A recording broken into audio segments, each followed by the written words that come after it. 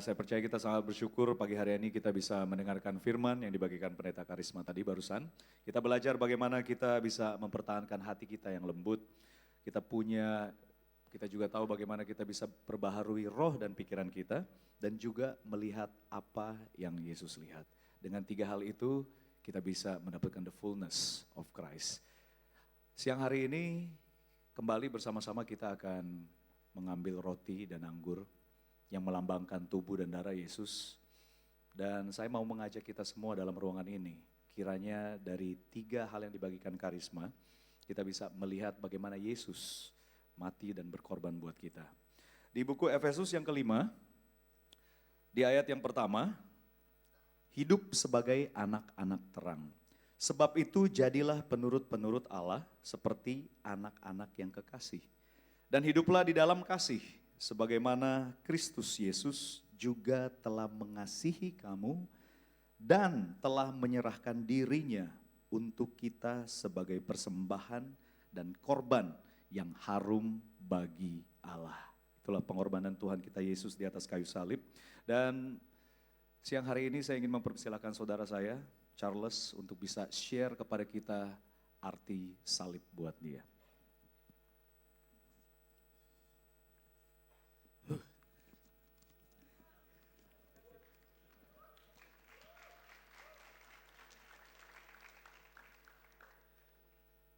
Selamat pagi brother sister.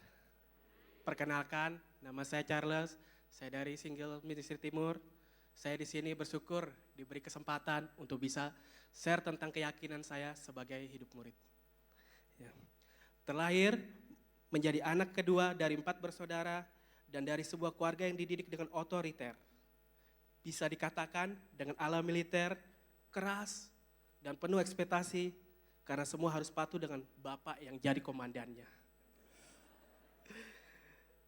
Dari situ lambat laun membentuk karakter saya menjadi seorang yang sangat insecure, tidak percaya diri, dan menjadi seorang pendiam karena jika saya berpendapat tidak pernah didengar. Dari situ semua menjadikan saya kepahitan dengan bapak saya. Dan pada saat waktu itu saya berkata dalam diri saya, kalau saya sukses, saya nggak akan mau kenal bapak saya lagi. Setelah lulus SMA, saya melanjutkan kuliah saya di Bandung. Disitulah saya sangat senang dan bisa jauh dari orang tua karena bebas dan tentunya hidup tidak diatur-atur oleh bapak lagi. Berjalannya waktu, dari kebebasan itu, saya mulai jatuh, masuk ke dalam dunia games online yang membuat saya mulai merokok, begadang, dan makan tidak beraturan, sehingga berat badan saya naik menjadi 120 kg. Sampai di satu titik di mana saya berasa jenuh dengan hidup yang hanya begitu-gitu saja, yang hanya main game. Suatu hari saya duduk sendirian di kantin kampus. Disitulah awal saya berkenalan dengan murid Yesus yang satu kampus dengan saya. Dan di situ juga saya diajak untuk mempelajari Alkitab. Saya sangat terbuka pada saat itu untuk mengenal firman Tuhan. Selama saya belajar Alkitab, saya sangat semangat karena mengerti tujuan hidup saya dan tentunya bisa mengenal Tuhan. Dan saya menyampaikan kabar baik ini ke bapak saya. Tapi respon bapak saya marah-marah dan melarang saya untuk belajar Alkitab serta menjauhi murid-murid. Itu semua terjadi karena bapak saya berpikir bahwa saya terpengaruh masuk ke dalam kumpulan gereja modern yang sesat. Tapi saya tetap bertekun dalam belajar Alkitab bersama murid Yesus di Bandung. Tibalah pergumulan terbesar saya ketika saya benar-benar mau mengambil keputusan untuk berkomitmen menjadi murid Yesus dan memberi diri dibaptis. Saya ditantang untuk memberitahukan kepada orang tua saya bahwa saya akan mengambil keputusan menjadi murid Yesus. Ketika saya memberitahukan keputusan saya, respon bapak saya begitu marah besar dan mengancam akan memberhentikan support biaya perkuliahan saya jika saya mengambil keputusan tersebut. Di situ saya menjadi khawatir, takut, dan saya mulai memutuskan untuk mengambil waktu selama 2 hari memikirkan hal ini dan berdoa kepada Tuhan. Saya percaya Tuhan menginginkan saya untuk menjadi murid-Nya. Bertobat dan memberi diri, saya dibaptis. Inilah yang diinginkan Tuhan untuk mempunyai pandangan yang benar akan firman dan mengikuti Tuhan. 2 hari berlalu dan keputusan saya ambil adalah memberi diri dibaptis menjadi seorang murid Yesus. Dan saya sangat bersuka cita pada saat itu. Keesokan harinya saya menghubungi orang tua saya dan memberitahukan bahwa saya sudah mengambil keputusan tersebut dan respon mereka sangat kecewa. Dan tibalah hal yang saya paling khawatirkan, yaitu semua biaya hidup dan kuliah saya di stop oleh bapak saya. Dan bahkan bapak saya tidak mau berbicara dengan saya lagi. Keyakinan saya diuji. Saat itu saya mulai bekerja untuk memenuhi kebutuhan hidup dan mengalami kesulitan keuangan dan membuat saya mulai membandingkan keadaan saya dengan orang lain yang seusia saya pada saat itu. Mereka nggak punya beban seperti pada saat itu. Saya mulai mempertanyakan Tuhan. Di mana janji Tuhan? Seperti dikatakan di Yeremia 29 yang menggaransi masa depan yang penuh harapan, rancangan damai sejahtera. Tapi sepertinya saya tidak mendapatkannya. Akhirnya saya harus berhenti kuliah saat itu. Keadaan saya merasa sedih, frustasi, merasa gagal, dan akhirnya saya terpaksa harus pulang ke rumah di Jakarta. Dan sesampai di rumah, saya pun mendapat sambutan seperti layaknya seorang terdakwa yang akan dihukum. Dan rasa kepahitan dengan ayah saya muncul lagi dan mencobai pikiran saya untuk melakukan kejahatan kepada orang tua saya. Saat itulah saat yang sulit untuk saya sebagai murid Yesus yang notabene masih baru.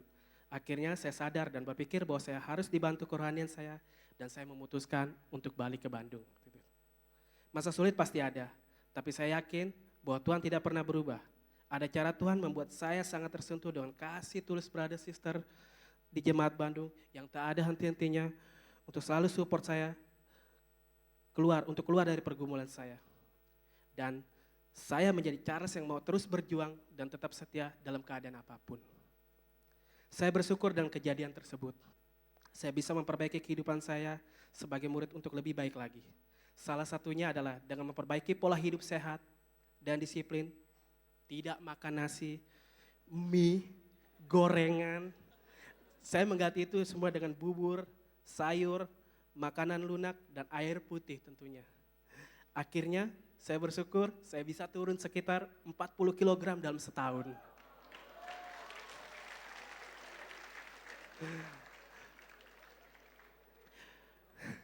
Februari 2016 saya pindah ke Jakarta dan berada di single ministry. Saya tinggal dengan bapak saya. Di sini saya terus membangun hubungan yang lebih baik lagi dengan ayah saya. Dan pada akhirnya kami berdua rekonsiliasi untuk membuka lembaran baru. Di situ saya bersyukur karena bapak saya sendiri menyadari didikan dia yang begitu keras dan dia mau berubah. 5 tahun saya menjadi murid.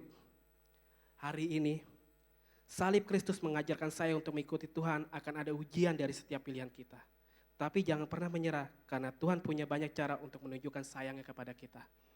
Salib Kristus mengajarkan saya tentang kedisiplinan itu memang banyak duka citanya, tapi selalu terbaik hasilnya. Dan salib Kristus menguatkan saya bahwa ketekunan dalam mengasihi akan membuat seseorang berubah lebih baik dan terus berpengharapan sama Tuhan. Amin. Saya sangat bersyukur ketika saya ada kesempatan untuk bisa berbicara dengan Charles beberapa bulan yang lalu. Saya sangat terinspirasi dengan hidupnya dia, keyakinan dia akan Tuhan. Kalau kita memperhatikan ketika Pendeta Karisma tadi berkhotbah, ada satu foto orang yang beratnya 260 kg, di sebelahnya 120 kg.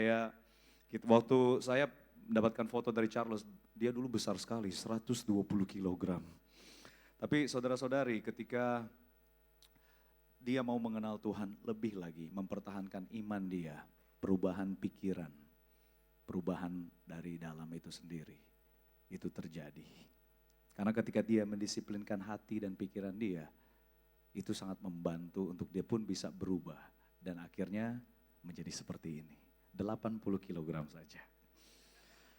Saat ini saya akan mempersilahkan para asyir untuk bisa membagikan roti dan anggur. Saat ketika dibagikan saya mengajak saudara-saudari, brother sister untuk mari kita mengkontemplasikan arti komuni, pengorbanan Yesus di siang hari ini untuk kita. Hal apa yang akan kita mau berubah lebih lagi buat Tuhan.